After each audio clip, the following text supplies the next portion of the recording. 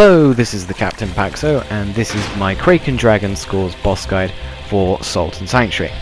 Now the first move that he shows off here is his jump attack.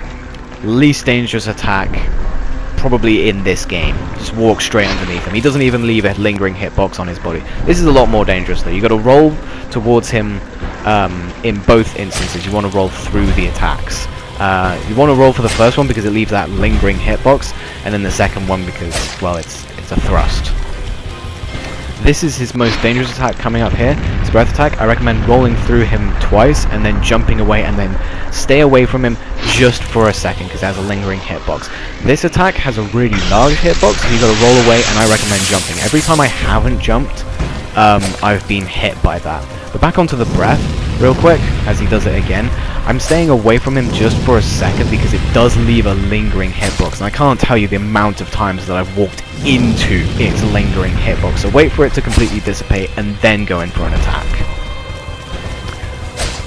So what's his next move going to be? His next move is probably going to be the trident attack, where he stabs his trident towards the ground 3 times. The first 2 times you can get 2 free hits, and the third time though you need to roll forward, as I did not demonstrate there, but I will later on.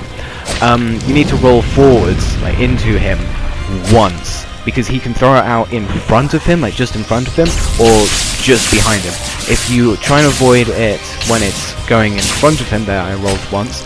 If you try and avoid it as if it's gonna land in front of him, you're gonna roll twice and you're gonna end up rolling into the one that's behind him.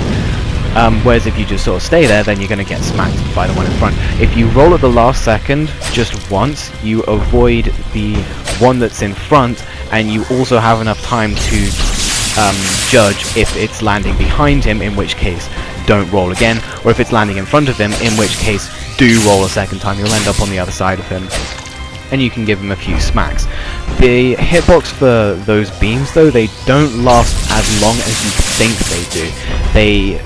The hitboxes disappear before the actual visual cues. So if you have to roll through, like say his breath attack, into one of those beams, don't be afraid to, because more often than not you're actually probably not going to get hit by the hitbox, if you know what I mean. Like the hitbox will have dissipated by the time you've rolled into it, so you won't take damage from it in most instances. But now, of course, that I've said that, there's going to be plenty of people who are like, hey, I got hit by that. But for the most part, it does dissipate rather quickly when you have to avoid another attack like that breath attack. And whenever you get a boss into a corner, you need to pull them out, because they do have a lot of backlash abilities, like attacks that hit slightly behind them. But this is pretty much the end of the fight, so thank you very much for watching, and I'll catch you next time.